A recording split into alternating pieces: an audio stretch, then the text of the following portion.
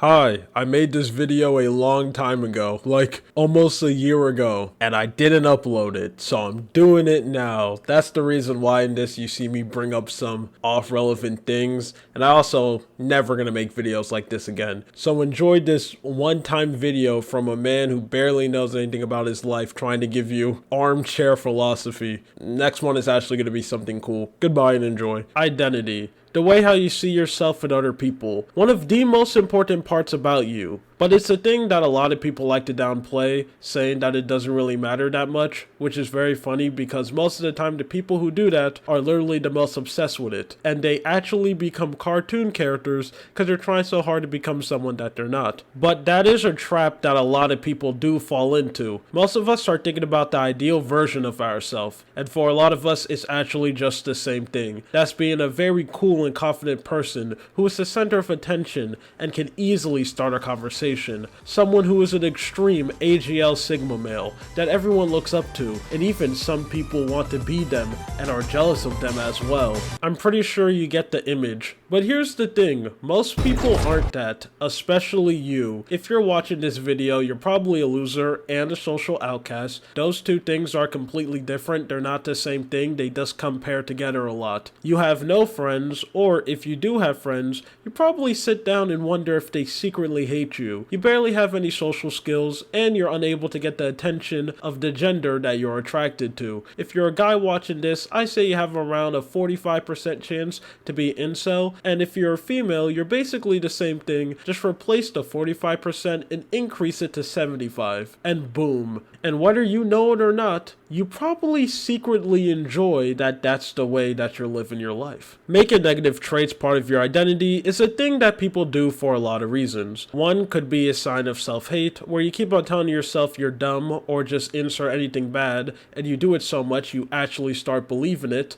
That's something that's kind of outdated. People don't really do that nowadays. One thing that a lot of people are doing is trying to turn their negative traits into something that's cool. The aesthetic of being a loser. A easy example of this is the whole Sigma male space. The real part of the community is loners cope, and these are people who are just not really that good at talking to other people, and they feel like they have been unfairly outcasted from society. But instead of trying to improve their life, or maybe trying to fight back against being unfairly kicked out, which is the thing that you should do by the way, instead of doing that, they try to turn it around saying that no, we're actually the cool ones, and everyone else is the real sheep, walking inside a herd, following the rules, and getting obsessed with meaningless stuff like popularity, when in reality, I'm the one on top. Or, one thing that I ended up falling into when I was younger is that you're just a misunderstood genius, and the real reason why you can't communicate with people is because you're on top of everyone else, the smartest person in the room, a real protagonist. The people around you are just simply simple-minded, and they won't be able to relate to your genius. But what makes it dangerous to do this is that the second you start thinking about yourself that way, you fall into the trap. Most of the time, this is something that's happening subconsciously. Most people don't even realize that they're created a delusion that they deeply love, and it generally gives you a type of comfort that no one else could give you. Most of the time you keep up the illusion until you just get sick of your life and you actually want to change. This is a thing that I ended up doing, where it was just so much more easier for me to cope with my situation of just not really being that good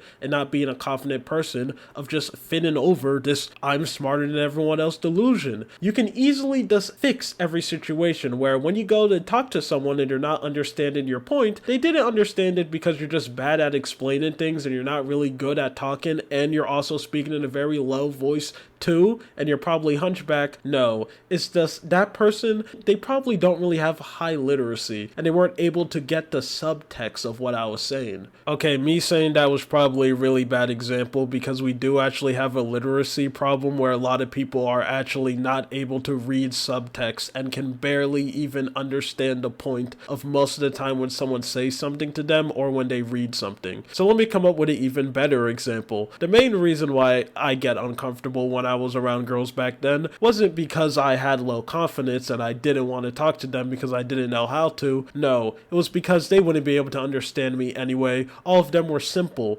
They weren't on the level that I'm on. I ended up doing that real time. I think the most interesting form of doing this is the way how people fetishize addictive hobbies. Drinking is probably the most normal example, as a lot of people have this view, because of marketing and just society in general, that drinking is really cool. The alcoholic who's drinking away his problems, the image of someone who just had a hard day at work and he comes home and pop open a beer, is something that has been bleed into a lot of people's head. And since this way how we view alcohol is something that a lot of us have been seeing for our whole life, most of the time when we think about drinking, we usually automatically think something good is happening. You're partying with your boys, or maybe someone went through a terrible breakup and you need to go and pop down a couple of shots or whatever you want to take so you can make the pain go away, or just hanging out with your friend's house on the weekend. Two other things that we're seeing right now is the normalization of weed and gambling. A lot of people know the stereotypical stoner who is sitting down and smoking his problems away. It's a thing that a lot of people are hopping onto right now, but something that I don't really see a lot of people bring up is how a lot of people in the anime space are starting to justify gambling with the gacha games that they play. Instead of saying that they're sitting down gambling and growing an addiction, no, they're doing pulls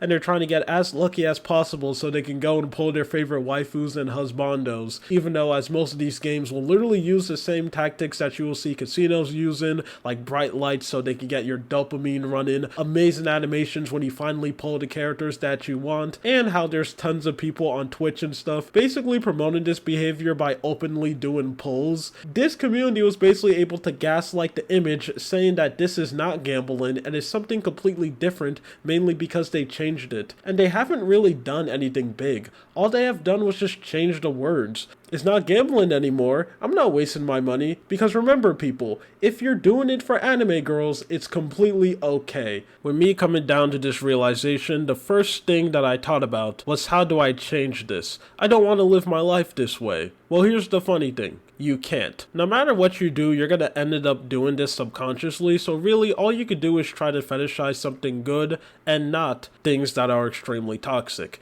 This isn't a thing that you can fix, you can only work around it and try to bend it to benefit your life in a good way. Anyway, that's it. This is something that I wanted to talk about. My name is Lua. You have a good day or night. See ya.